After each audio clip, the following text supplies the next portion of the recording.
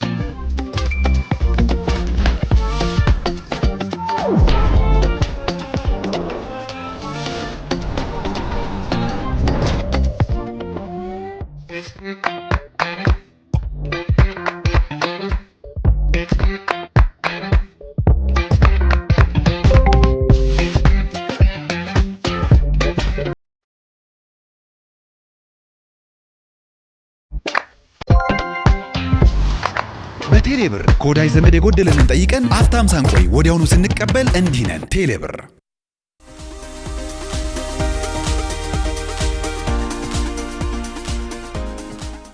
ኮች እንኳን ደህና መጣህ ብያለሁ። በቅድሚያ እንኳን ደህና ቆያችሁኝ። ስለጋበዛችሁኝ በጣም ደስተኛ ነኝ። ደስ ብሎኛል በጣም። ከማሰልጠኑ ትንሽ ጠፋ ብለሃል መሀል ላይ አይ ቲንክ ከ2016 ዓመተ ምህረት በኋላ ከሻሸመኔ ከወጣ በኋላ ስልጠናው ላይ አላየንም። አዎ ወጥቻለሁ ከሻሸመኔ በኋላ ኦልሞስት አመት ከምናምን ሆነኝ። አሁን በስልጠና ህይወቴ እንደዚህ ረጅም ጊዜ ወጥቻ አላቅም ከእግር ኳሱና አንዳንድ መጠነኛ ምክንያቶች አሉ። ነገር ግን አሁንም በቅርብ ጊዜ የሚመጡ እድሎች ነበሩ።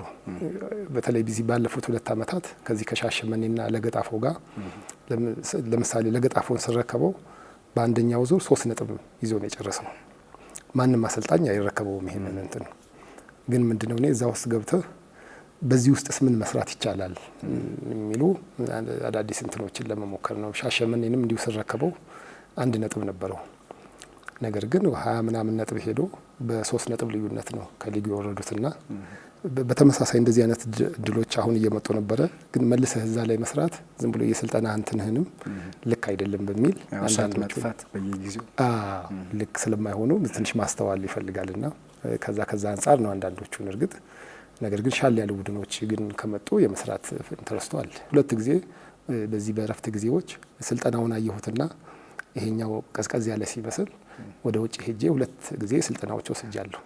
ምክንያቱም ራስን አፕዴት እያደረግ ትቆይና በማንኛውም ሰዓት ስልጠናዎች ከመጡ እነሱን ይዞ ለመስራት እንዲመች ማለት ነው። እኛ ሀገር ላይ ስላለው የአሰልጣኙ ስራ የማግኘት ያለውን ስነ ምህዳር በተመለከተ በኋላ ላይ ተጨማሪ ነገሮችን እናነሳለን። ኮች ግን እንደው ወደ ኋላ እንመለስና እንግዲህ ወደ አሰልጣኝነቱ ከመምጣት በፊት እግር ኳስን ተጫውተህ አሳልፋል። ስለ ልጅነት ጊዜህ ማንሳት አለብን። ተወልጄ ያደግኩት እዚህ ከሜክሲኮ ወረድ ብሎ ልደታ ቤተክርስቲያን የሚባል አለ። እዛ አካባቢ ጨፌ ሜዳ የሚባል አለ ነው። እዛ አካባቢ ነው፣ ሜዳ አጠገብ ነው ተወልጄ ያደግኩት። ብዙ ወንድሞች አሉኝ። ከ10 እንደርሳለን የቤተሰብ ብዛትና እኔ ወደ 7ኛው ነኝ። ከነዛና አብዛኛዎቹ ወንድሞቼ ከስፖርት ጋር የተያዘ ስራ ነው አብዛኞቹ የሚሰሩት። አብዛኞቹ ተጫውተዋል። ቡናም የተጫወተ ወንድም ነበረኝ። በትላልቅ ቡድኖች የተጫወቱ በዳኝነትም የሚሰራ ወንድም ነበረኝ። ስጫወት የነበረኝ አቅምና ሳሰለጥን የነበረኝ አቅም ስጫወት የነበረው በጣም ከፍ ያለ ነበርና የት ይደርሳል የሚል እንትኖች ነበሩ። ነገር ግን በዛ ልክ አልሄድም። አንዳንድ ጊዜ መጠነኛ ጉዳቶችም መለስ ቀለስ እያደረጉኝ እንጂ በጣም እዛ አካባቢ በጣም ታዋቂ ተጫዋቾች ነበርኩ። በክለብ ደረጃ ብዙ ቦታ ተጫውቻለሁ። ኪራይ ቤቶች ተጫውቻለሁ። ንግድ ባንክ ተጫውቻለሁ። አሸናፊ በቀለ አሰልጥኖኛል ንግድ ባንክ። ኒያላ ስጫወት ስዩም አሰልጥኖኛል። ወንጂ ስኳር ስጫወት አቶ ከማልና አብርሃም መብራቱ አሰልጥነውኛል እና ብዙ አሰልጣኞች ጋር ሰርቻለሁና በተጫዋችነት ዘመኔም እና አንተና ላምረው ብሔራዊ ቡድን ተጫዋች የነበረ እነ ኩኩሻ አብረን የተጫወት ነው። ጉልማ ጉተማ ባለበት በናሽናል ቲም ደረጃ የተጫወቱ በእነሱ ደረጃ ነበር አብረን እንጫወት የነበረውና በኋላ ህይወት ወደ መጨረሻ ጉዳትም እንትን ሲለኝ በዛ ወደ ማሰልጠኑ ገባሁ። ምናልባት ለትላልቅ ክለቦች ተጫውተሃል። ንግድ ባንክ፣ ሙገር ስጠቅስልኝ ነበርና እንደው በተጫዋችነትህ በተለየ ሁኔታ የምታነሳው ስኬት አለ? ኮች ከኒያላ ጋር ኒያላ ስዩም አባተ እያሰለጠነን ወደ ፕሪሚየር ሊግ ሲገባ የሚገርም በሆነ አጋጣሚ የቲሙ ከፍተኛ ግባግቢ ነው ነበርኩና በሆነ አጋጣሚ በቀይ ወጣሁና 3 ጨዋታ ተቀጣሁ። ከዛ ልክ 3 ጨዋታውን ጨርሼ መጥቼ ልክ እንደገባሁ አሁንም በቀይ ወጣሁ። በጣም የሚያስገርመኝ አጋጣሚ ስለነበር ነውና ልክ አሁንም በቀይ ሲወጣ የመጨረሻ በሰፊ ርቀት ሊጉን እየመራን ነበርና መጨረሻ ላይ በአንድ ነጥብ ልዩነት ልክ ቅጣቴን ጨርሼ ስመጣ አንድ ጨዋታ ነው የምትቀረውና ከብርሃንና ሰላም ጋር በቃ አሸናፊው በአንድ ነጥብ ልዩነት 2 እድል ይዘን ወደ ፕሪሚየር ሊግ ለመግባት ደረስን። የዛኔ ትንሽ ስዩም አባተ ትንሽ ተበሳጭቶብኝ ነበርና 2 ጊዜ አከታታይ ቀይ ስላየው ሪዘርቭ አደረገኝ። ነገር ግን ትንሽ ጫናው ሲበረክት አመራሮችም ከላይ ከጠላፎቅ እየወረዱ አረዘ ማርያምን አስገባው እሱን የቡድኑ ወሳኝ ተጫዋች ነበርኩ በወቅቱና እንደዛ አሉት። ከዛ ትንሽ ደግሞ ስዩም እልህኛ ነው፣ በጣም ጎበዝ አሰልጣኝ ነው። እኔ ለአሰልጣኝነቴም ብዙ ነገር የተማርኩበት ስዩም አባተ ነውና ጨዋታው እንደጀመረ 15ኛው ደቂቃ ላይ ተነስና ማሙቅ ብሎኝ 30ውን ደቂቃ ረፍት እስከሚወጡ ድረስ ሳሟሙቅ እሱ ረስቶኛል። እዛ ተናዶብኝ ነበር። ባዶ ለባዶ ሆነን ረፍት ወጣን። ግን የኮሚቴዎቹ ጥያቄ ገፍቶ መጣና በኢብን መልበሻ ቤት ገቡ ነው። በዚህ ሰዓት መቅጣት አያስፈልግም፣ መግባት አለበት እሱ። እቺን ጨዋታ ሉዝ ካደረግን ፕሪሚየር ሊግ ለመግባት እንቸገራለን የሚል እንትኖች መጡ። ረፍት ላይ ገባው። እንደገባሁኝ ነው እኔ ጎሉን ያገባሁት። በዛ ጎል ቡድኑ ወደ ፕሪሚየር ሊግ ገባና በህይወት የማረሳው አጋጣሚ ነበር። ይሄ በጣም ትልቅ ታሪክ ነው። ግጥምጥሞሽም የሚገርም አጋጣሚ ጥሩ አጋጣሚ ነበር።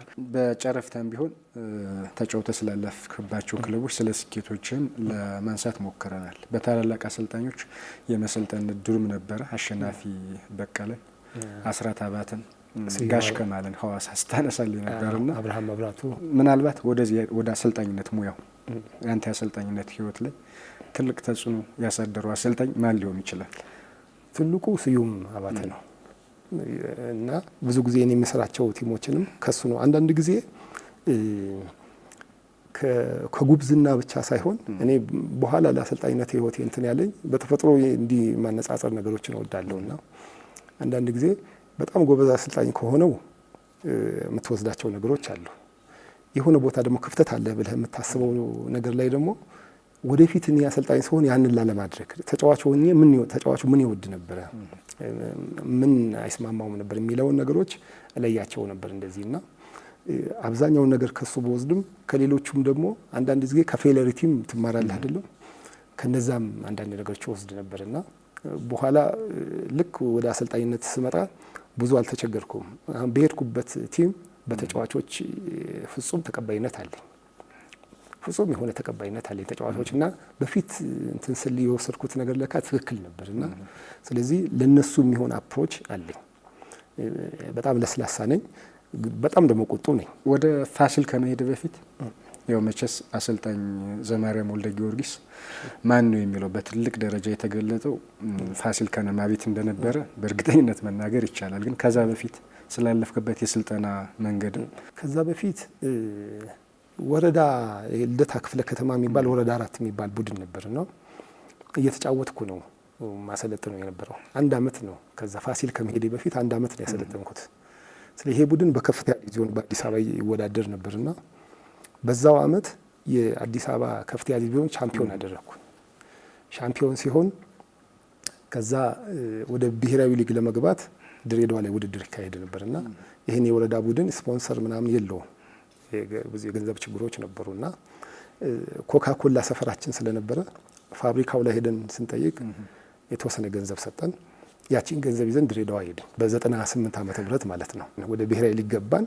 ነገር ግን ብሔራዊ ሊግ መወዳደሪያ እንትኑ አልነበረንም። በዚህ መሀል የፋሲል አመራሮች መጥተው እነ አቶ ደረበ ወርቆ የሚባሉ ነበሩ፣ እነ አቶ ስዩም ደምሌ፣ ዳኛው አሰፌ የሚባሉ በህይወት የማረሳቸው አመራሮች ነበሩና ሲያዩን ጎረምሳ ነኝ በቃ ምናምን ከዛና አነጋገሩኝና በቃ የፋሲል አሰልጣኝ ትሆናለህ፣ ስንት እንክፈልህ አሉኝ። የዛኔ እኔ በነፃ ነው ማሰልጥ ነው። ከዛ ጎንደር ሄጄም አላውቅም፣ ከዛ በፊት አላውቅም ጎንደርን። ከዛ አረ ችግር የለም እኔ 1000 ብር ከሰጣችሁኝ ይበቃኛል አልኳቸው። ከዛ ተያዩና ግዴለኛ 2500 እንከፍልሃለን ብለው ይዘውኝ ሄዱ። የፋሲል አሰልጣኝ ሆንኩት። በዛ አጋጣሚ ብዙ ሰው በእርግጠኝነት ፋሲልን ስትረከብ በ2500 ብር ደሞዝ እንደሆነ አያውቅም። ከፍተኛ ትክክል። ስለዚህ ያው ብዙ ፋሲል ከመግባት በፊት ቅድምም እንዳነሳው አንተም እንደገለጽክልኝ ብዙ በአሰልጣኝነቱ ላይ በትልቅ ደረጃ መገለጽ አይደለም መታወቅ በሚባል ደረጃ እንኳን እንዳልነበርክ ነው እየነገርከኝ ያለው። እንደው ተጨማሪ ነገሮች እናነሳለን። ግን ፋሲል ዛሬ ለአንተ የአሰልጣኝነት ህይወት ለአንተ እዚህ መድረስ የነበረውን ሚና ብናነሳው ብዬ ነው። ኮች በጣም ነው የሚገርምህና ኦልሞስት እንግዲህ መጀመሪያ ያሰለጠንኩት በሁለት ጊዜ ምልልስ በአጠቃላይ እኔ ፋሲልን 5 ዓመት አሰልጥኛለሁ እና በሌላ ቲም ይዤ ፋሲልን ስገጥም በጣም ነው የምቸገረው። በስሜት በቃ እንዴት ነው መሆነው ላለው ሜዳ ላይ ደጋፊ ሆናል ማለት ነው። በጣም ነው የምጨነቀው በቃ ፋሲልን እና በገጠምኳቸው አጋጣሚዎች በሙሉ ብዙ ጊዜ ከፋሲል ጋር ስጫወት በጣም ነው የምጨነቀው እና ደስታ መቅለጥ እኔ በጣም ቁንጥንጥ ነኝ። መዝለል መጨፈር ነው እንትን ምለው በጣም ነው ማብደው። እዛች መስመር ላይ ሲሆን ትንሽ ሳት አደርጋለሁ። በጣም ስሜታዊ ነኝና ከፋሲል ጋር ሲሆን መቀመጫ ላይ ተቀምጬ ለመነሳት ሁሉ ይቸግራል ምናምንና እኔም እንደ ሰውም እንደ አሰልጣኝም ለዚህ ያበቁኝ የፋሲል ከነማ ስፖርት ክለብና በዋናነት የፋሲል የጎንደር ሕዝብ ነው። ደጋፊዎቹ ናቸው እውነት ለመናገር ማለት ነውና ብዙዎቹ ቤተሰቦቼ ናቸው። ትዳር የሚያስኩት ጎንደር ነው እዛው። በቃ እንደዚህ እንደ ሰውም እንደዚህ እንደ በቃ ያደረገኝ የጎንደር ሕዝብ ነውና መቼም ማልከፍለው ውለታ ነው ያለብኝ። ከረጅም ጊዜ ሙከራ ልፋት በኋላ ባንተ ተሳክቷል። 2008 ላይ ፋሲል ወደ ፕሪሚየር ሊጉ አደገ፣ በከፍታ ቀጥሏል ማለት ነው። ዛሬም በኢትዮጵያ ፕሪሚየር ሊግ እንደው ምን ይሰማሃል? ስለ ከከፍተኛ ሊጉ ወደ ፕሪሚየር ሊጉ ስታድጉ እንደው የነበረችውን ሞመንት ማስታወስ መቼም ካምሮ ይጠፋል ብዬ አላስብም። ብዙ ጊዜ ይገርምሃል፣ በፊት ፋሲል ይሄ የምድብ ውድድር ታችኛው ሊግ ብዙ ጊዜ ጠንካራ ቡድን ነው። ከኔ በፊትም የተለያዩ አሰልጣኞች ይመጣሉ። ብዙ ጊዜ ጠንካራ ቡድን ነው። ይመጣል ጫፍ ይደርስና ከዛ ልክ ሳይሳካ ሲቀር አሰልጣኙ ይሄዳል። የሚቀጥለው ሌላ አሰልጣኝ ይመጣና እንደ አዲስ ይሰራል።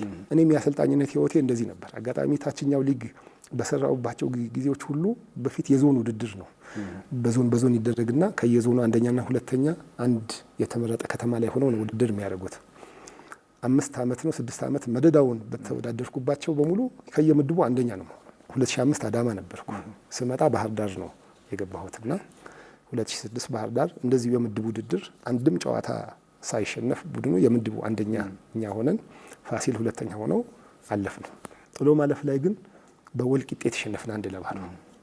በአመት ውስጥ የተሸነፍናት ጨዋታ እሷ ናት። እሷን ብናሸነፍ ቀጥሎ ከወልዲያ ጋር ነበር የምንደርሰውና ልክ መጨረሻ ላይ ስትሸነፍ ይሄ አይረባም ተብለህ ትሄዳለህ በቃ እንጂ እኔ ባህር ዳር የመስራት ኢንተረስት ነበረኝ በወቅቱ ማለት ነው። ልክ ያችን ስንሸነፍ ያው ከባህር ዳር ተባረርን ልጆቹም እኔም እንትን ተባልን። የዚህን ጊዜ ፋሲል ሰዎች ያው እኔ ከዛ በፊትም ሰርቼ 2 ዓመት ሰርቼ ወጥቼ ስለነበር ስለሚያውቁ እኔን ወሰዱኝ። ብዙዎቹን የዛኔ ባህር ዳር ላይ የነበሩ የኔ ልጆችን ይዣቸው ሄድኩት። ከዛ ፋሲልም እንደዚሁ ስንሄድ ደግሞ እንደዚሁ ፋሲልም እንደሄድኩኝ የምድቡን ውድድር አንደኛ ሆነን እዛው የዞኑን ውድድር ድሬዳዋ ላይ ሄድን ስንጫወት ልክ እንደዚሁ አሁንም ጫፍ ላይ ደርስን ወደቅን። ስንወድቅ በኋላ የደጋፊ ማህበሩ እዚህ ጋር ነው የፋሲል ከነማን ለውጥ የመጣው እዚህን ጊዜ ነው። ማታ ላይ ልጆች ያለቅሳሉ፣ ሁላችን እናለቅሳለን። በቃ እዚህ ጋር ደርሰን ተሸንፈን ምናምን ብለን ያው የተለመደ ሁሉ ጊዜ ጫፍ ላይ ደርሰ ስትወድቅ ትባረራለህ። እንደዚህ ነው የምንለያየው። 2007 ድሬዳዋ ላይ ነበር ውድድሩ። ስለዚህ ልክ ስንወድቅ መጨረሻ ላይ በቃ እንደተለመደው በቃ ወይ ተሰዳድበ ምናምን ትለያያለህ፣ ወደ ቤት ሄዳለህ። እንደዚህ ነው በቃ የምንጠብቀውና ማታ አራት ግብዣ አድርገው ተጫዋቾች ያለቅሳሉ፣ እኔ ያለቅሳለሁ ምናምን ሁላችን ስሜታዊ ሆነናልና ስንብትን ጠብቀህ ነበር በወቅቱ በቃ ሁሌ የለመድነው እንደዛ ስለሆነ እንደዚህ ነው የሚሆነው ብለን ነበር። የማረሳው ሰው አበበ ካሌብ የሚባል የደጋፊ ማህበር ፕሬዝዳንት ነበረ። እነ ጌትሽ ግዛቸው የሚባሉ ደጋፊ ማህበር ና በጣም ስማርት ናቸው። ማታ የራት ግብዣው ላይ ነው አሉ ልጆች። ይኸው በቃ ሁላችንም ተበሳይተናል። እኔ አሁን አልቅሻለሁ አለ እሱ። ሁላችንም እንትን ብለናል። ግን በጣም ጠንካራ ቡድን ያለን በየአመቱ እኛ ልክ እንደዚህ እናደርግና መጨረሻ ላይ ተሰዳድበን አሰልጣኙም ሸጠን ለወጠን ብለን እናባራለን። እንደዚህ ነው የሚሆነውና አሁን ግን እናንተ ትቀጥላላችሁ ሲላቸው አንዱ ተጫዋች ተነሳና ጀላሎ ሻፊ ይባላል ነው እኛ አይደለንም፣ መጀመሪያ አሰልጣኙን አስቀጥሉት፣ እሱ ከቀጠለ እኛም ባንኖር ፋሲል ከነማ ፕሪሚየር ሊግ ይገባል አለ።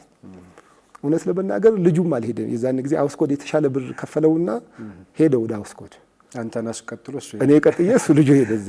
በኋላ እዛ ሆኖ ይቆጭ ነበር ልጁ በኋላ ላይና በሚቀጥለው አመት 4 ጨዋታ እየቀርን ነው ወደ ሻምፒዮን ሆነን ወደ ሊጉ ገባንና እቺ ተርኒንግ ፖይንቷ የዛን ጊዜ ነው። ሰብስበውን ነው በአንድ አመት አናሰናበትም መቀጠል አለባችሁ አሉ። እንዲያው በጣም የሚያስገርምህ እንግዲህ ነግሬሃለሁ፣ እኔ ፋሲል ስገባ ስንት ይከፈለኝ እንደነበር የዛኔ። በ2006ም ስገባ በጣም ትንሽ ብር ነበር የሚከፈለን። የዛኔ ግን 550 ሺህ ብር ነው የሰጡኝ፣ ተሸንፌ ማለት ነው ሰጡኝና በዚህ መቀጠል አለብህ በቃ በሚቀጥለው አመት አልደነገጥኩኝ። እኔ እንደዚህ አይነት ብር ቆጥሬ አላውቅም። በሚቀጥለው አመት ፕሪሚየር ሊግ ገባንና በጣም አስገራሚ አጋጣሚ ነበር ይሄ። ያው ብዙ ጊዜ ተነስቷል፣ ግን እንደው ያቺ ሞመንቷ የደጋፊውም የከተማውም ስሜት ምን ይመስል ነበረ ያ ነገር ሲሳካ የሚለውን ባጭሩ ካነሳልኝ ብዬ አንድ አጋጣሚ እሷን አንስቼ እንትን ልበልልህና ብዙ ጊዜ ስንጫወት የዛን ጊዜ ቲሙ እየሄድን ውጤታማ ነው፣ ግን የተወሰኑ አንድ መሀል ሜዳ ላይ የሚጫወት ልጅ ነበር ይስሐቅ የሚባል ልጅ እና አጨዋወቱ ለደጋፊ የሚታይ አይደለም። ለኛ ደግሞ ከዚህ በፊት አርሰናል እነ ቬራ ምናምን ሲጫወቱ ጊልቤርቶ ሲልቫ የሚባል ተጫዋች ነበር። ፍጹም አይደነቅም። እነ ቬራ ምናምን ሌሎች እነ ሄንሪ ነው የሚደነቁት፣ ግን አርሰን ቬገር በጣም አፕሪሼት የሚያደርጉት እሱ ነበር። የማይታየው ግንብ ምናምን ይሉ ነበር። ለኛ ደግሞ ይሄ ይስሐቅ በደመ ነፍስ ነጣቂ ነው። ስለዚህ ለሱ የምንሰጠው ስራ መንጠቅና አጠገቡ ላሉ ልጆች መስጠት ነው። አጠገቡ ሌሎች የሚጫወቱ ልጆች ስላሉ ለነሱ ኳሱ እንዲያቀብል ነውና ብዙ አይወደድም ነበር እና ታሪካዊ ጊዜ ስለነበረ የደጋፊ ማህበር አመራሮች በጠቅላላ ማለት ነው ተሰብስበው ክቡር ከንቲባ አቶ ተቀባ ነበሩ። ሁሉ ባሉበት ስብሰባ ተደርጎ እንደ ነገ ጨዋታ አለን እንደ ዛሬ ስብሰባ ተደረገና ኦልሞስት ከ60 ሰው ያላነሰ ነው ያለው እና አብዛኛው ሀሳብ የሚነሳው ነገ ኮች ባክ ይሄ ልጅ እንዳታስገባው የሚል ነበር። ከዛ አንድ ባለ ሀብት ነበር እንደዚህ አንዋር የሚባል በግል በጣም ይወደኛል። ከዛ ሁሉም በቃ ያንን እንትን ሲሉ ለኔ ያዘነልኝ። በቃ ሁሉም ሰው እንዴት እዚህ ጋር ደርሰህ እንዴት ምናምን አለ። አይ አሰልጣኝነት እኮ እንደዚህ ነው፣ ችግር የለውም እና እነሱ የሚሰማቸውን የሚናገሩ ችግር የለውም። ሁሉም ተናገሩና አብዛኛው እንትን ይስሐቅ ነገ እንዳይገባ የሚል ነበር። በኋላ ክቡር ከንቲባ ኮች ምን ትላለህ አለ። አይ እኔማ ምን እላለሁ፣ ያው ሰማለሁ፣ የሚጠቅመኝን ወስዳለሁ፣ የማይጠቅመኝን ተዋለሁ አልኩኝ። በበነጋታው ቀድሞ በፌስቡክ ነው የሚለቀቀው ለ9 ጨዋታ ሰዓት ጨዋታ 7 ሰዓት በፌስቡክ ሲለቀቅ ይሄ ይስሐቅ የተባለው ልጅ ካፒቴን ሆኖ ገብቷል። ከዛ ያ ልጅ ደወለልኝና ይሄ አንዋር እንዴ ኮች ትላንት እንደዛ ተብለህ እንዴት አስገባኸው ምናምን አለኝ። አይ ያኛው እኮ ስብሰባ ነው፣ ችግር የለውም፣ ሰዎች ሀሳባቸው የሚገልጹበት ነው። ይሄ እዚህ ላይ ግን እኔ ነኝ ያለቀው፣ ስለ ይሄ ደግሞ እንጀራዬ ነው አልኩኝ። አጋጣሚ የዛን ቀን 1-0 ስናሸነፍ ጎሏን ያገባት ይስሐቅ ነው።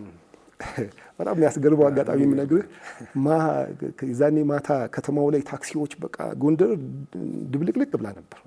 መኪኖች ላይ ባንዲራ እየተደረገ ነው ይጨፍሩ ምን ይሉ ነበርና ሚኒባሶች ጎንደር ላይ የነበሩ በሙሉ ይስሐቅ አሳቀን የሚል ለጥፈው ነበረ ከተማው ላይ እንትን የሚሉትና እንደዚህ አይነት ደሳስ ቢሉ አጋጣሚዎች ነበሩት።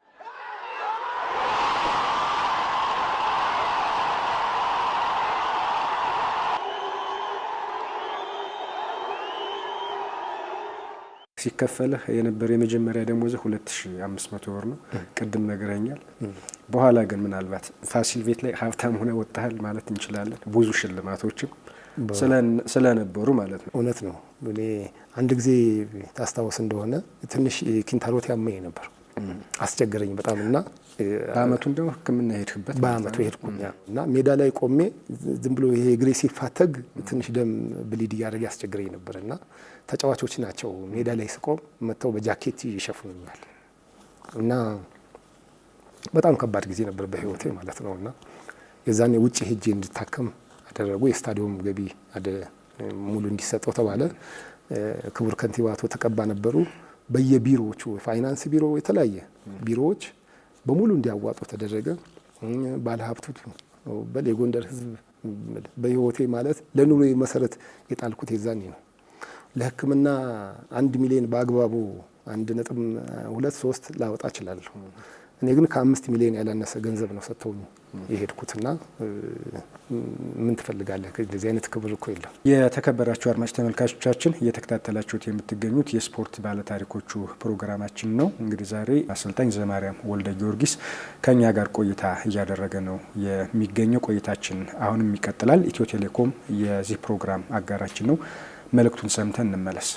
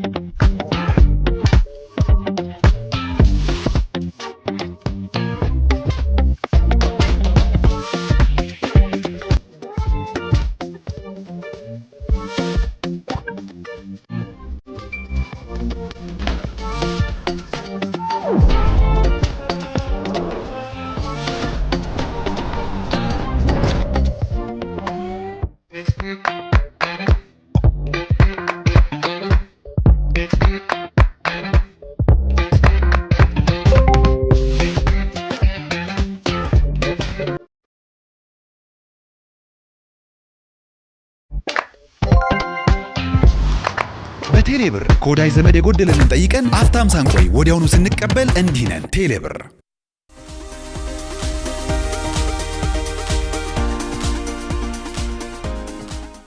ኮቻው ፋሲል ላይ ትንሽ ጊዜ ወስደናል፣ አስፈላጊም ስለነበረ ማለት ነው። እንግዲህ ከፋሲል ከነማ ጋር ከተለያየ በኋላ ቀጣዩ ክለብ የነበረው ወልዲያ ስፖርት ክለብ ወደ ወልዲያ ነው የሄድኩት። እናስታውሳለን 2010 ላይ ወልዲያ ታላላቅ ተጫዋቾችን አስፈርሞ ነበረ። ተስፋ የነበረው ቡድን ይመስል ነበረ። ነገር ግን አመቱ በሚፈለገው መንገድ መቀጠል አልቻለም። የክለቡ በጣም መውረድ ሆኗል ማለት ነው። እስካሁንም ወደ ላይ መመለስ አልቻለም ወልዲያ ስፖርት ክለብ። በዛ መጥፎ በሚባለው ታሪክ ውስጥ እንዳለ ሰው እንደው ምን ይሰማል? አዎ መጀመሪያ እንደ እቅዳችን በጣም ትላልቅ ተጫዋቾች ነው ይዘን የነበረውና እኔ ከዛ በፊት ብዙ እንደዚህ በጣም ትላልቅ ተጫዋቾች ጋር አይደለም መሰራው፣ ማብቃት ነው። ከታች የበቁ ልጆችን ነው ይዘህ የምትሰራው የነበረው። እዛ ግን ሲመጡ በጣም ሌጀንዶች ናቸው፣ ትላልቆች ናቸው፣ ብሔራዊ ቡድን ላይ የነበሩ ናቸው ምናምን። ስንጀምር ጥሩ ነበረ፣ ግን ብዙ ችግሮችም የራሱ ነበሩት። ምክንያቱም እነሱ ሰፋ ያለ ብዙ ነገር የለመዱ ናቸው። ትንሽ ነገር ከጎደለች፣ ለምሳሌ አንድ ጊዜ ልንገርህ፣ ለጨዋታ አንድ ተጫዋች አዲስ አበባ ለፍቃድ ብሎ መጣ። ትልቅ ተጫዋች ነው። ከዛ አዲስ አበባ ላይ መጥቶ ብዙ ቀን ቆየብን። እኛ እንፈልገው ነበር ግልጋሎቱ። ልክ እሱ ሲመጣ ከ10 ቀን ምናምን ያህል ቆይቶ ሲመጣ ደግሞ እኛ ሜዳ እንደ ዛሬ ሜዳው ላይ ጨዋታ ያለን ቀን ነው የመጣው። በበነጋታው ደግሞ ወደ አዲስ አበባ እንመጣለን። ከ2 ቀን በኋላ አዲስ አበባ ጨዋታ አለን። ስለዚህ እኛ ምንድነው ልጁ ያለው በቃ እዚህ ቆይ፣ ወጣት ቡድኑ ጋር አለ፣ ዛሬ መግባትህ ነው፣ ያው ዛሬ እየተጫወትን ነው። ስለዚህ ከ2 ቀን በኋላ አዲስ አበባ ጨዋታ ስላለን እሱን ተጫውተን እስከምንመጣ ተዘጋጅተህ ቆየን ከወጣት ቡድኑ ጋር። እዚህ ስንመጣ ደግሞ ከ5 ቀን በኋላ ደግሞ እዚህ ወልዲያ ያለን እዚህ ትጫወታለህ ብለን ነበረና እሺ ያለን ልጁ። በኋላ ግን በአውሮፕላን ስንሄድ አውሮፕላን ውስጥ ተደብቆ አገኘ ነው ልጁ። ለምን እኔ እዛ ልቀመጥ ብሎ አብሮ እዚህ ደርሶ አብሮ ሊመለስ ማለት ነው። እኛ ግን አሁን እንደ ስራ ነበር መሆን ያለበት እንጂ ይህ ተጫዋች ከፍተኛ ደሞዝ የሚከፈላቸው ናቸው። የናሽናል ቲም ተጫዋች ነው ምናምን። በጣም ከባድ ነበር እንትንና በወቅቱም ደግሞ ጊዜውም አንዳንድ ነገር ሞቅ ያለ ነበር ሁኔታዎቹና ከዛ አንጻር እኔ በጊዜ ነው የሄድኩት። ከዛ ብዙም ማቆይ ነበር እና እኔም ተቀጣሁበት ግጭት በተፈጠረው ግጭት በዛ ወጣሁ። ወልዲያ ከፋሲል ከነማ ባደረጉት ጨዋታ ላይ እናስታውሳለን 89ኛው ደቂቃ አካባቢ ፍጹም ቅጣት ምት ሲሰጥ በመቃወም ሰውየውን በመገፍተር በማነቅ ይላል የፌዴሬሽኑ ደብዳቤ አንተ ቅጣት ሲጣልብህና ከዚያ በኋላ ለአንድ አመት ነው የተቀጣው። ቀላል ቅጣት ስላልነበረ ወጣትም አሰልጣኝ ነህ አሁንም እንደው ምን ስሜት ፈጥሮብሃል? እግር ኳስ ኬሪየር ላይ እንደው ያመጣው አሉታዊ ነገር አለ? አዎ ብዙ ጊዜ እንደዛ አይነት ቦታ ላይ እንደ አሰልጣኝ ባትገኝ ጥሩ ነው። ብዙ የሚያስብ ሰው ብዙ የምታቀድ ሰው እዛ እንደዚህ አይነት እንትንስ ባትሆን ጥሩ ነበር። ግን በወቅቱ ፔናልቲ ያላት ኳስ ፍጹም አለሙ ነበር እና እኔ ተጫዋች ነው። እኔ የደሴ ልጅ ነው። ከደብረ ማርቆስ ፋሲል ልጅ ሄድኩት ታችኛው ሊግ። በጣም ጎበዝ ልጅ ነው። ይኸው እስካሁንም አለ። በጣም ጥሩ ተጫዋች ነውና ኳሷን ረግጧት ነው የወደቀውና ከዛ ልጆቹ በፍጹም አይደለም ኳሱን ረግጦ ነው እንጂ የወደቀው እኮ ተገፍትሮ አይደለም በሚል ልጆች ይከራከራሉ። ከዛ እኔ ኮሚሽነሩ ነው ከውጪ ግባና ገላ እንትን በላቸው ኮች በቃ በጣም ግርግር ሲሆን ግባና ልጆቹን መለስ አድርጋቸው ሲለኝ ኮሚሽነሩ ነው ያስገባኝ። ግን ያው እንደ አሰልጣኝ ስገባ ግን ልጆቹን የኔ ልጆች እየገፋው ልክ አይደለህም እያልኩ ግን አሰልጣኙን እናገረው ነበር። በኋላ በዛ ግርግር የተፈጠረችው እንትን የሆነ ቦታ ማረፍ ስለነበረባት አንዱ ሰው ሆኛለሁ እንጂ አሰልጣኙ ዳኛውን የመገፍተር የመንካት ዳኛን መንካት ሲቻላል እንዳይቻልም ግን በቃላት ግን ተናግሬዋለሁ። ልክ አይደለህም ኳሱ ላይ ቆሞ ነው በፍጹም ምናምን ብዬ ተናግሬያለሁ እና ከዛ በኋላ ግን ቅጣቱ እንዳልከው ስትሄድ በጣም አስቸጋሪ ነበር። ለቀጣይ ጊዜ ለመስራትም በጣም አስቸጋሪ ነበረ። ግን ጅማ እሱ ይሰራልናል ከነ ቅጣቱም ቢሆን ይሰራልናል በሚል ከነ ቅጣት ነው። ያውም ኢንተርናሽናል የሊጉ ሻምፒዮን ሆነው ኢንተርናሽናል ጨዋታዎች ሁሉ ነበሩ። ኢንተርናሽናል ጨዋታ ሁሉ ይዤ ሄጃለሁ። ከዛ በኋላ መምራት ጀመርኩኝ። እንደዛ እያደረግን ጨረስን። እርግጥ ኦልሬዲ ቅጣቱም ይነሳ የሚል ሀሳቦች መጥተው ነበረ። የተወሰኑ ሰዎች በፍጹም መቆየት አለበት ብለው እንትን አሉት እንጂ ኦልሬዲ ቅጣቱም የተነሳ ነበር። ግን ብዙ ልምድ ያገኘሁበት ቦታ ደግሞ ጅማ ከነ ቅጣቱም ገብቼ ኢቭን ከግብፁ አልአህሊ ጋር ጅማን ይዤ ተጫውቻለሁ። ሞሮኮ ሄጃለሁ እና ኢንተርናሽናል ልምዶች ሌላ ኤክስፒሪየንስ አለው። ሌላ ኤክስፒሪየንስ እንደውም ከጅማ ጋር ሆነን አልአህሊን እዛ 2-2 አሸንፎናል። እዚህ 1-2 አሸንፈነዋል። ለእኔ ትልቅ ታሪክ ነው። ኢንተርናሽናል ጨዋታዎች ልምድ ያገኘሁበት ነበርና ያንን መስራት ችያለሁ። እንደው ከወልዲያው ቅጣት ጋር በተያያዘ ማለት ነው መቼም ፍጹም አለሙ ጋር ያሳደግከው ተጫዋችም ለትልቅ ደረጃ የበቃው ባንተ ስለሆነ ማለት ነው በእርግጠኝነት ተዋራላችሁ ብዬ አስባለሁ። እንደው ስትዋሩ ያ ኳስ ፍጹም ቅጣት ምት ያሰጥ ነበር የሚል ምን ላይ ሰጥቷል ወይስ እሱም አላመነበት? የሚገርም ሲያገባም እኔ ነኝ የዳርኩት። ሽማግሌው ነበርኩ ግን አይመልስልኝም ለኔ አይመልስልኝም እና አንተ ሌባ አንተ ምናምን ለዋለው ምንም አይመልስልኝም። አረ ጋሼ ነው እኛን ጠይቀዋለን። ጋሼ ነው የሚለኝና ፋዘር ጋሼ ነው የሚለውና ብዙ እንደዚህም አይመልስልኝም እና ለዛ ነው ብዙ እንትን አላል። ምናልባት ከባህሪ ጋር በተያያዘ ኮች ወልዲያ ስፖርት ክለብ ለአንድ አመት የተቀጣህበትን ጊዜ አንስተናል። ሻሸመኔም ላይ በተመሳሳይ ከዚህ በሰጠው ሀሳብ ተብሎ ለ3 ወር እግድ የተጣለብህ ጊዜ እንደነበረ እናስታውሳለን። ሜዳ ላይ ስትሆን እንዳሰልጣኝ ቡድኑን በኃላፊነት ይዘህ የምትቆመው አንተ ነህ ከፊት። ስለዚህ የሚሰማህን ነገር እዛ ላይ በጥንቃቄ መናገር አለብህ። አንዳንድ ጊዜ ደግሞ በግድ እኮ አሁን አንዳንድ ያቸው የሀገር ውስጥ ኢንተርቪዎች አሰልጣኞች ከአቅም በላይ ሲሆን እኔ ብዙ አልናገርም፣ ነገር ግን ዛሬ ፔናልቲው ልክ አይደለም እንትኑ ልክ አይደለም ይላል አሰልጣኝ። ስለዚህ እኔም እንዳሰልጣኝ ትክክል አይደለም ብዬ ካመንኩኝ እርግጠኛ ከሆንኩኝ እዛ ላይ ሀሳብ ሰጣለሁ እና የዛን ጊዜም ከኢትዮጵያ ቡና ጋር ነበር የተቀጣ ነውና 2-1 እየመራን 90 ደቂቃ አልቆ 7 ደቂቃ ተጨመረ። 7 ደቂቃው አልቋል እና በወቅቱ የነበረው አራተኛ ዳኛ አረ ዳኛ ነፋ እያልኩ እኔ በጣም እጮሃለሁ። አልቋል 7 ደቂቃ አልቋል ሲል ይነጋል አለኝ። ይነጋል ሲለኝ እኔ ይሄንን በቀጥታ ተናገርኩኝ። ለምን እንደዚህ ትላለህ? ይነጋል እስኪነጋ ይነጋል አይነፋም ማለት ነው። ይነጋል ሲለኝ እንዴ ይነጋል አለኝ እኮ ይሄ ሰውዬ አልኩና ተናገርኩ። በዛ 3 ወር ተቀጣ። ዳኛው በትክክል ያንን ቃል ተናግሮታል። አራተኛ ዳኛው ለኔ ብሎኛል። ይነጋል እንጂ አይነፋልህም አይነት ነው እንግዲህ ይነጋል ብሎኛል እና ምን ማለት ነው ይነጋል ብሎኛል ስል ለምን እንደዚህ ትላለህ ተብሎ ተቀጣው። ሌሎችን ነገሮችን ማንሳት ስላለብን እንግዲህ ፋሲል ላይ በደንብ ሲቪህን ገንብተሃል። ጥሩ አሰልጣኝ ሆነ ነው የወጣው፣ ጥሩ ስም ይዘህ ነው የወጣው እያስባለሁ። ከዛ በኋላ በነበረው የአንተ አሰልጣኝነት ህይወት ያው ጅማ አባጅፋርን አሰልጥናል። ሻምፒዮን የነበረ ቡድን ነው የተረከብከው። ሌሎችን ነው ወልዋሉንም ማንሳት ይቻላል። ትልልቅ ቡድኖች ናቸው። ግን እንደው በምትጠብቀው ልክ እንደው ከፋሲል በኋላ ይሄ ለሻምፒዮንነት ጠንካራ ቡድን አግኝቻለሁ ብለህ ታስባለህ? እንደው የአሰልጣኝነት መንገድ በቀጠለበት መንገድስ ደስተኛ ነህ? ያው ቅድም ስታነሳልኝ ነበረ ከመውረድ ጋር ተያይዞ ማለት ነው። እኔ በማስበው ልክ አይደለም። ነገር ግን ለምሳሌ ጅማ በሊጉ 5ኛ ሆኖ ነው የጨረሰው ማለት ነው። ነገር ግን ያው ከደሞዝ ጋር ደግሞ ብዙ ችግሮች ነበሩት። ታስታውስ እንደሆነ ጅማ የሊጉ ሻምፒዮን ሆነው እንኳን ዋንጫው ጠፋ ተብሎ ብዙ እንትን ይል ነበር። የሆነ ሆቴል ዝግጅት ተደረገ፣ እዛ እንትን አለ፣ ጠፋ ዋንጫው ምናምንና ትንሽ አደረጃጀት ላይ ችግሮች ነበሩ ጅማ እየሰራንና እኔ አሁን ከጅማም ስወጣ የ7 ወር ደሞዝ ትቼ ነው የወጣሁት። ብዙ መካሰስ ምናምንም ብዙ እንትን አላልኩም። እንዳልኩ ሜዳ ውስጥ ያለው ዘማሪያምና ውጭ ያለው ፍጹም የተለያየ ነው። እኔ ሰውም ቀና ብሎ ብዙ ማየት እንትን አልልም። ግን ሜዳ ቲም እያሰለጠንኩ ግን ከውጤት ጋር ሲሆን ያቺን ለማግኘት ብዙ ዘላለሁ፣ ብዙ እንትን አላለሁና እዛ 5ኛ ነበር የነበርነው። እንደ ቡድንም ይጫወቱ የነበሩ አሁን ይሁን እንደሻው የሚባሉ ልጆች ነበሩ፣ ትላልቅ ልጆች ነበሩ። እነ ኦኪኪ አፎላቢ ነበር ምናምንና ሻምፒዮን ከነበረው ቡድናችን ይሄ ይሻላል ይሉ ነበር እነሱ። በጣም ጠንካራ ቡድን ነበር። ምናልባት ከዚህ ከፋይናንስ ጋር ከምናምን ያሉት ነገሮች ቢኖሩ ምናልባት አንድ ደረጃ ከፍ የሚያደርግ ሻምፒዮን ሊሆን የሚችል እንትኖች ነበሩት። ነገር ግን አልሆንም። ያው የገንዘብ ችግሮቹ ያንን እንዳይሆን አድርገዋል። እነ ሻሸመኔም እኮ ዞሮ ዞሮ የክፍያ እንትናቸው ማለት ነው። ብዙ ጊዜ በኢትዮጵያ እግር ኳስ ከደሞዝ ጋር ያሉ ችግሮቹን የራሳቸውን የቻሉ ናቸው። አንዳንድ ቦታ በተለይ በጣም ኤክስትሪምሊ በቃ አስቸጋሪ የሆነበታል። ደሞዝ በ3 ወር በ4 ወር እንዲህ የሚከፈልህ ቦታዎች አሉ። ከዛ በኋላ ግን ትልቁን ከዛ በኋላ የሰራሁት ድሬዳዋ ነው።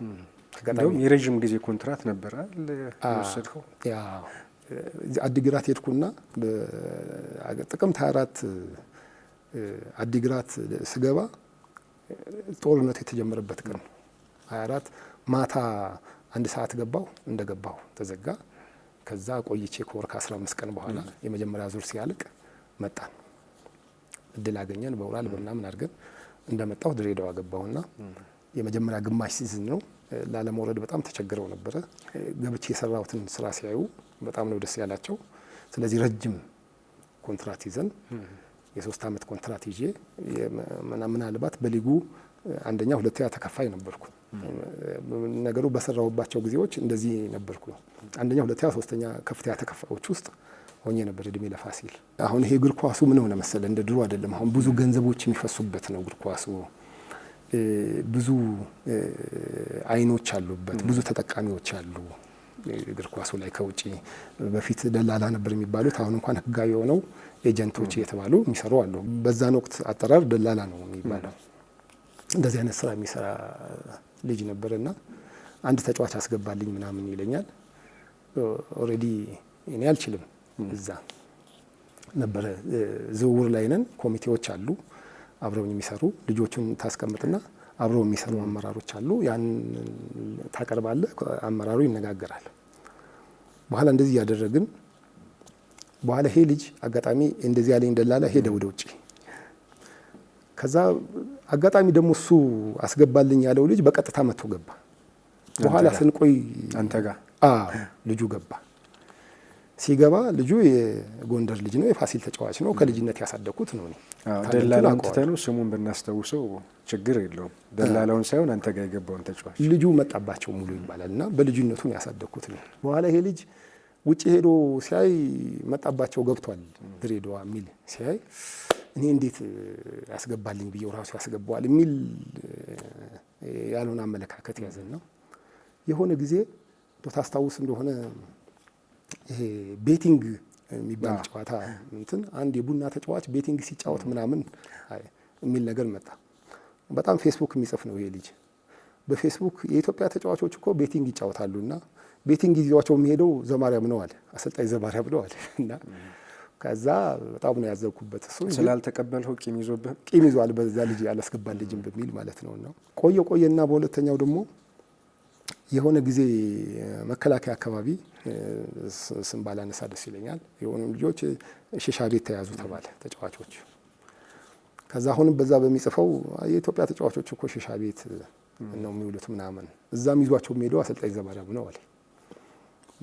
እንግዲህ ምንም ማድረግ አልችልም እኔም በየጻፍኩኝ እኔ አይደለሁ ምናምን መባባል አይቻልም። እንግዲህ እንትን አላልኩም አልጮህለትም። አሁን አንድ ቀን ደግሞ ከፍራንክ ጋር አያይዞ ደግሞ ለሶስተኛ ጊዜ ፍራንክ ደግሞ ይበላል ብሎ ደግሞ ጻፈ። እቺ ግን ምንድናት የእግር ኳሱ ቁስል ናት። ዝም ብሎ ብዙ ቦታ እንትን የምትል ስለሆነች አስቸጋሪ ሆነችብን።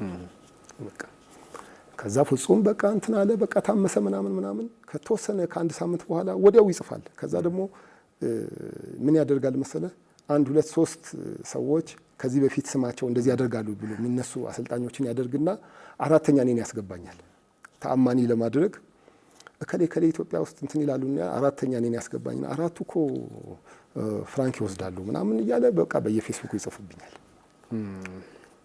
ያላ በቃ ምናልባት እንግዲህ ችግር ያለበትን አሰልጣኝ ተጫዋች መውቀስ ተገቢነት ሊኖረው ይችላል። ግን ደግሞ በእንደዚህ አይነት ሁኔታ በእንደዚህ አይነት መጥፎ ነገር ውስጥ የሌሉ ሰዎችን ያው አንተን ሳይሆን ማንንም ቢሆን ስም ማጥፋት እንጀራቸው ላይ መምጣት ነው። ከዛም አለፍ ሲል ደግሞ ስብናን መንካትም ይሆናልና ምናልባት የጎዳህ ነገር አለ በአሰልጣኝነት ህይወት ላይ? በወጣትነቴ ላሰልጥን ያደረገኝ ብዙ ቲሞች ይፈልጉኛል ትላልቅ የፕሪሚየር ሊግ ቲሞች። ጉዳዩ ሆኖ ከ4 ከ5 ዓመት በፊት ነው። ግን እኔን እስካሁን በጣም ያስቸገረኝ ይፈልጉሃል ቡድኖች ግን ይችን ጉዳይ ያነሷታል። አሁን ከዛ በኋላ እኔ ይቅርታ አለኝ። እኔ ይቅርታ ምን ያደርግልኛል? በጻፍክበት እንትን አሳውቅልኝ። ለእኔ ይቅርታ ማለት ምን ያደርግልኛል? የሚገርምህ እኮ እንጂ የሰራው ነገር ተገቢ ያለመሆኑን አምኖ ይቅርታ ጠይቀዋል። ይቅርታ ብሎኛል። እሱ አይደለም። ከዛ በኋላ ምን መሰለኝ አሁን ልክ ይሄ ሲመጣ ቢሮ አካባቢም ጽህፈት ቤት አካባቢ ድሬዳዋ ጠሩኝ። ቁጭ አለን ስብሰባ እንደዚህ እየተጻፈ ነው ምናምን ምን ማድረግ እችላለሁ ምናምን አልኩኝ። ከጽህፈት ቤት ሰዎች ጋር ተነጋገርን። እስከምናጣራ ድረስ ወጣት ቡድን እናሰልጥን። ከ20 ዓመት በታች ቡድን በመሰረቱ እንደዚህ አይነት ችግር ያለበትን ወጣት ቡድን ነው እንደምትልከው ወደ እስር ቤት ነው እንጂ ችግር ካለበት እኮ ተጣርቶ ወደ እስር ቤት ነው ማንም ሰው ይሁን። ዛሬ ላይ በሙሉ ተለቃቅመው ጽህፈት ቤቱ እንደዚህ ያሉት ሰዎች በሙሉ እስር ቤት ናቸው ያሉት። ድሬዳዋ ሰምተሃል? ስራ አስኪያጅ፣ ምክትል ስራ አስኪያጅ፣ ጠቅላላ ቢሮ ጽህፈት ቤት ያሉ በሙሉ ገብተዋል። እኔ ዛሬም ከከንቲባው ጋር እገናኛለሁ፣ ሰላም ይለኛል ምናምን። ለእኔ ግን አልጠቅም። ይቺ ጽሁፏ እኛ በባህሪያችን ዝም ብሎ ፌስቡክ ላይ ሰዎች ከያዝን ማረጋገጫው ምንድን ነው? አሰልጣኝ ዘማሪያም አካውንቴ ቢጣራ ዘርማንዘሬ ቢጣራ ከምንም ውስጥ የለውም። ግን መስራት በምችልበት ብዙ ነገር 20 ዓመት ማለት ነው ከአሁን ጋር እንግዲህ 98 99 ነው ማሰልጠን የጀመርኩት። ኦልሞስት 20 ዓመት ሞልቶኛል። እና አንድ ሰው በዛች ኢንተረስት ተነስቶ እንደዚህ ሲያደርግህና ዝም ብሎ ደግሞ በፌስቡክ ብቻ ተቀብለው እንትን ሲሉ ትንሽ ያስቸግራል። ነገ የተሻለ ነገር እንዲመጣ በአሰልጣኙ የተሻለ ከፍ ብለህ የምትታይበት ጊዜ ድጋሚ እንድታገኝ በጣም እመኛለሁ። በዚህ ልክ እንትን ስላለህ ግን በጣም ሶሪ። ያው ወደ ማጠናቀቁም መሄድ ስላለብን ቀጣይ ምን ታስባለህ? ምናልባት ኮች አሁንም ወጣት አሰልጣኝ ነህ። ምን ላይ መድረስ ምን ማሳካት ትፈልጋለህ? ባጭሩ እናንሳው። ብሎክ አደረጉብኝ ደርሳለሁ ብዬ እንደ ቅድ ያስኩትን ያዙብኝ።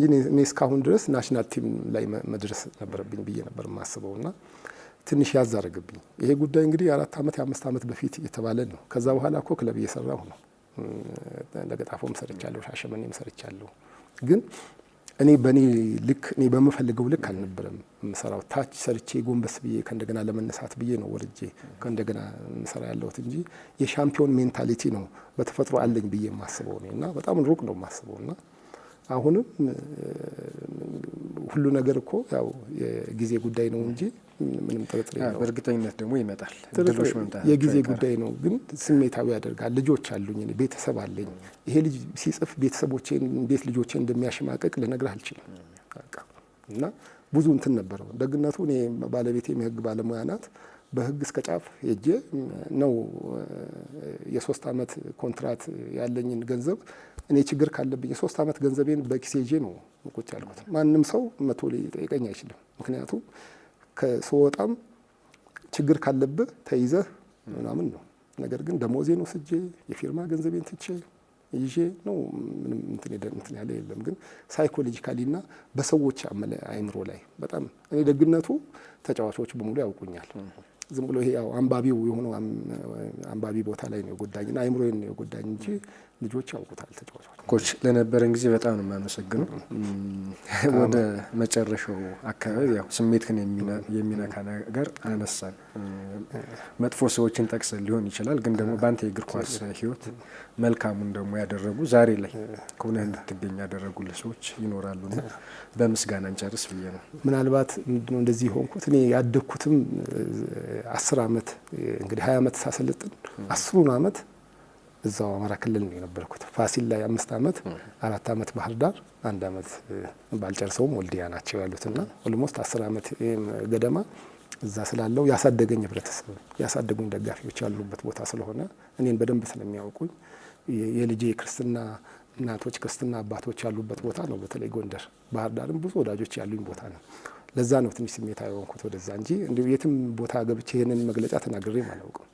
በተፈጥሮ ዝም ነው የምለው ዝም ብዬ እቀመጣለሁ። በራሱ ጊዜ ነው፣ ነፋስ ነው፣ ሲያልፉ ይሆናል እላለሁ። አሁንም ኦልሞስት ኮንታክት እያረኳቸው ያሉ አሉ፣ ግን ለቤተሰቦቼ ማለት ነው። ለዚህ በዚህ አጋጣሚ አንተ ስለነካካኸኝ ነው ለወዳጆቼ ለቤተሰቦቼ እንትን ያልኩትና ከምንም በላይ ለእግር ኳስ እዚህ መድረስ ብዙ የረዱኝ ሰዎች አሉ። ቤተሰቦቼ፣ ባለቤቴ፣ ልጆቼ አሉኝ። ወንድሞቼ እነግርሃለሁ በጣም ብዙ ናቸው። እነሱን እንትን ብያለሁ። ጎንደር ስገባ እንግዲህ ከሌ አልልምና አውራውን ባነሳው ደስ ይለኛል። በወቅቱ የነበሩት አቶ ተቀባ ነበሩ ከንቲባና ሞሪኖ ነው የሚለኝና ስብሰባ ተደርጎ ማአት ደጋፊ ባለበት ስብሰባ ላይ ቁጭ ብሎ ክቡር ከንቲባ እኔ ልክ ስመጣ ተነስቶ ናዚ ተቀመጥ ይለኛል። አረ ክቡር ከንቲባ እንዴት አድርጌ ነው እዚህ ከጎን እቀመጣለሁ ስለው ተው ይሄን 400,000 ምናምን መንገምተውን ህዝብ እኮ አንተ ለምትመራው ነው አይደለሁ ምናምን ይለኝ ነበርና አበረታቶ ዘሙ ሞሪኖ እያለ አበረታቶ ቅጽል ስም አውጥቶ እዚህ ያደረሰኝ በዋናነት አቶ ተቀባ ተባባል ነውና እነሱን ሁሉን ማመስገን እፈልጋለሁ። በጣም አመሰግናለሁ ኮች ለነበረን ጊዜ። በድጋሚ ያው መልካሙ ነገር እንዲመጣ ይበልጥ እድሎችን አግኝተህ በትልቅ ደረጃ የምትገለጥበትን እድል እንድታገኝ እመኛለሁ። በድጋሚ አመሰግናለሁ። ታንኪዩ። የተከበራችሁ አድማጭ ተመልካቾቻችን የዛሬ የስፖርት ባለታሪኮቹ ፕሮግራማችን የተከታተላችሁትን ይመስል ነበር። እንግዲህ በዛሬ ቆይታችን አሰልጣኝ ዘማሪያም ወልደ ጊዮርጊስ ያለፈበትን የእግር ኳስ መንገድ ስለ ቀጣይ ሀሳቦችም እያነሳን የጋራ ቆይታ አድርገናል። አብራችሁን ስለነበራችሁ ስለተከታተላችሁን እናመሰግናለን። የዚህ ፕሮግራም አጋራችን የነበረው ኢትዮ ቴሌኮም ነው። ጤና ይስጥልን።